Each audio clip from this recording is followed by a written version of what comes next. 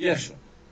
Αποφάσισα να φτιάξω ένα βιντεάκι για να σου εξηγήσω με δύο απλές κουβέντες γιατί πρόκειται να γίνει το σεμινάριο τα τρία βασικά λάθη που κάνουν οι ασφαλιστές που έχουν χαμηλή παραγωγή και μικρό εισόδημα.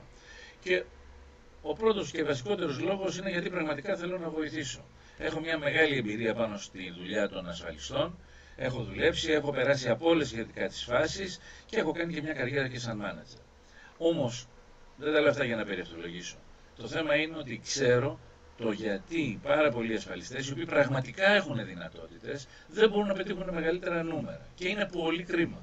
Γιατί φεύγουν κάθε μέρα από τους στόχους τους, κάθε μέρα που περνάει και δεν βγάζουν τα λεφτά που πρέπει να βγάλουν, οπωσδήποτε η απαγοήτευση τους κυριεύει και ο προβληματισμός για το τι θα γίνει στο μέλλον. Και είναι κρίμα. Γιατί η δουλειά του ασφαλιστή είναι μια πολύ όμορφη δουλειά που μπορεί να δώσει πολλά λεφτά και μεγάλη εξασφάλιση και σιγουριά. Και πολλοί άνθρωποι που αξίζουν να μείνουν στη δουλειά αυτή φεύγουν. Και καμιά φορά μπαίνουν άνθρωποι που δεν αξίζουν να είναι σε αυτή τη δουλειά. Γι' αυτό το λόγο λοιπόν, και επειδή θέλω να βοηθήσω ανθρώπους που πραγματικά αξίζουν, γιατί αυτοί είναι αυτοί που ψάχνονται και αυτοί που θα μπουν σε ένα τέτοιο webinar φυσικά, γι' αυτό λοιπόν θέλω να τα εξηγήσουμε όλα. Και να βοηθήσω πραγματικά. Άλλωστε και αυτόν τον λόγο έχω πει και όλη την προσπάθεια που κάνω, σαν I want to help την έχω ονομάσει, σαν ένα έτσι γενικό brand. Παρ' όλα αυτά όμως, το ποιος θέλει να βοηθήσει αυτό εξαρτάται από τα έργα και όχι από τα λόγια.